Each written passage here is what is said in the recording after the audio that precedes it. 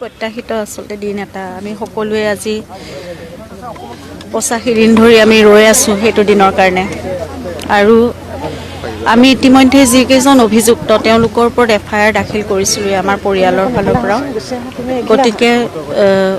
যেনেকৈ আমি আশা কৰিছিলোঁ সেইমতে তদন্তৰ কাৰ্যখিনি সম্পাদন হৈছে সেইকাৰণে আশা কৰা মতে হোৱাৰ কাৰণে আমাৰ ভাল লাগিছে আৰু খুব মানে বহুত কষ্ট কৰি তদন্তকাৰী দলটোৱে গোটেইখিনি SITয়ে সেইখিনি ইমান দিন ধৰি কৰিলে গতিকে আমি তেওঁলোককো ধন্যবাদ জনাইছোঁ আৰু ৰাইজে আশা কৰা মতেই সেইখিনি ফল ওলাইছে গতিকে এতিয়া সকলোখিনি ন্যায় প্ৰক্ৰিয়াৰ ওপৰত আৰু আমি আশা কৰিছোঁ একেধৰণেই খুব ন্যায় প্ৰক্ৰিয়াটো খুব সুচাৰুৰূপে পৰিচালনা হ'ব আৰু যিহেতু দোষী সাব্যস্ত হৈছে এতিয়া তদন্তত ওলাইছে